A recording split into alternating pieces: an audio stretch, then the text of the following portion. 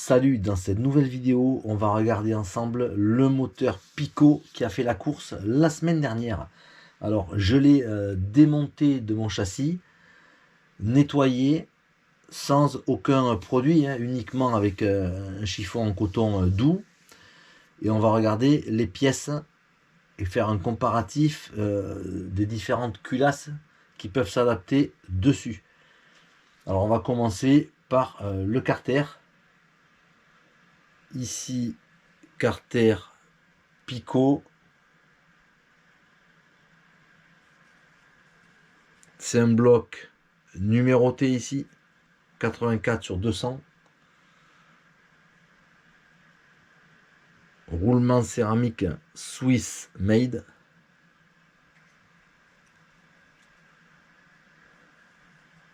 Roulement étanche haute vitesse à l'avant.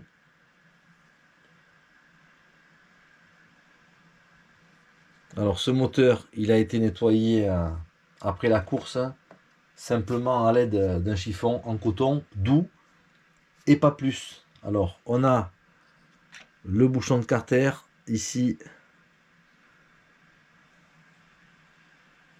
quelques petites rayures à l'intérieur, mais pas plus. Le joint torique ici, allégé sur la partie extérieure. On a le carburateur.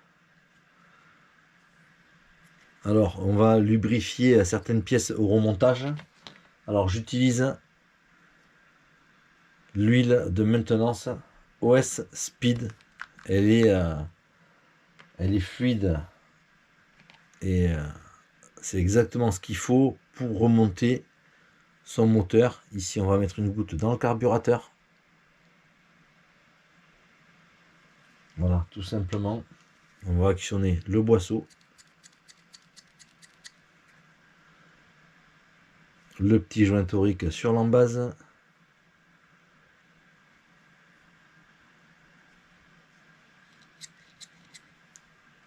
Le boisseau bien lubrifié à l'intérieur.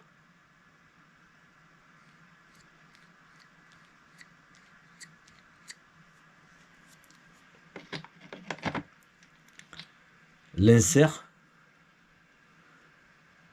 Alors, je vais vous dire exactement combien j'ai de cale. Alors, je roule avec du 16% euro. Et on a ici, voilà, on est bien à 0. On est bien à 0.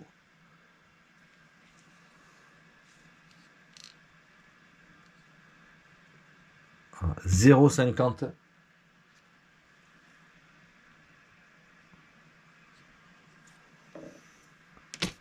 Sous l'insert, sachant que sur cet insert Pico, on a déjà ici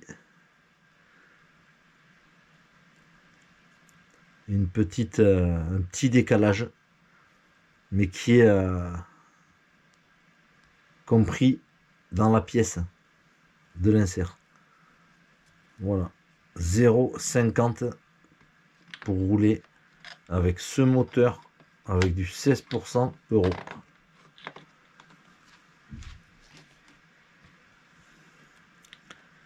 Chemise intérieure, aucune rayure.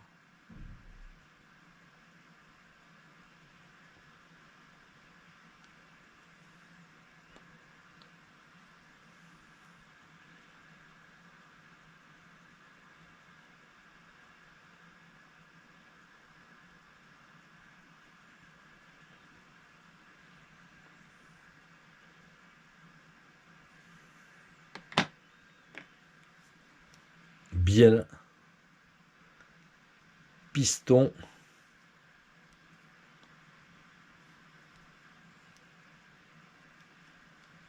là j'ai un petit peu nettoyé la surface, très légèrement. Il n'est pas piqué du tout, du tout, du tout.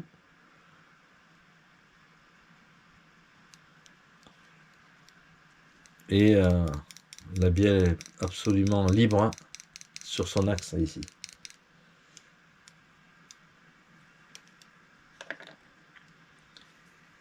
Alors je roulais avec une bougie OS P3.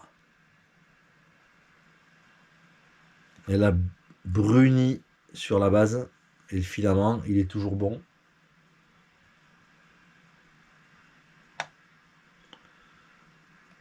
Cloche en 13 et embrayage Optima CS400. Alors j'avais préparé 4 maslottes grip neuves. C'est une version où on a 4 maslottes de la même taille.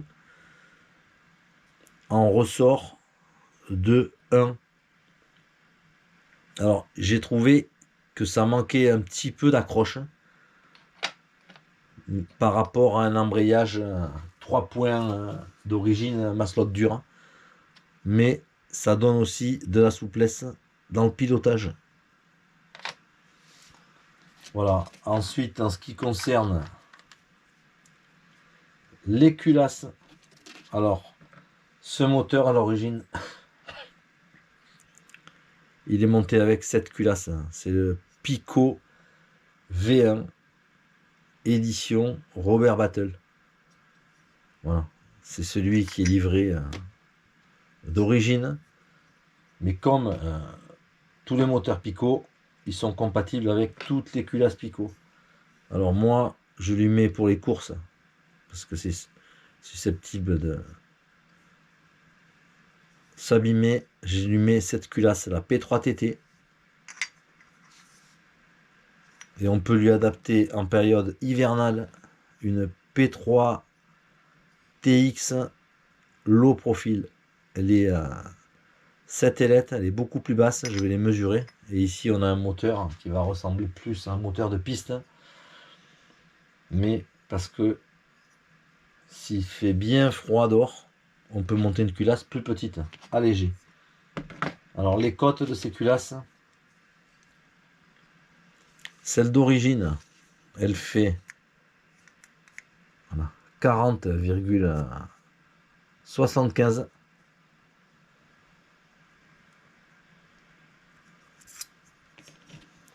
La P3TT 40,75 aussi. Un dixième près. Et là, low profil, elle descend à 27. Voilà, il y a 2 ailettes de moins.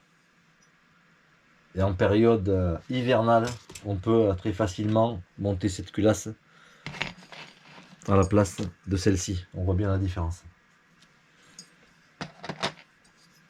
On terminera par le vilebrequin. Ici.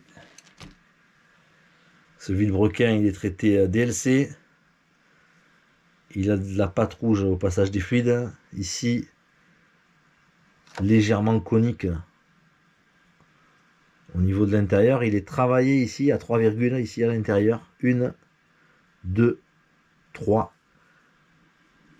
De l'est d'équilibrage sur le plateau. Et on a une côte du maneton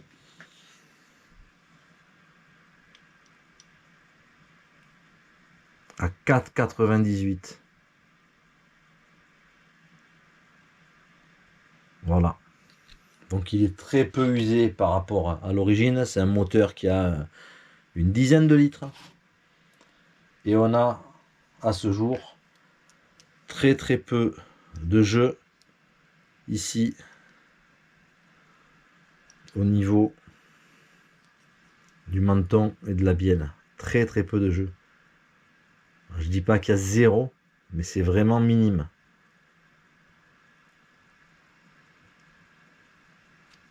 Voilà.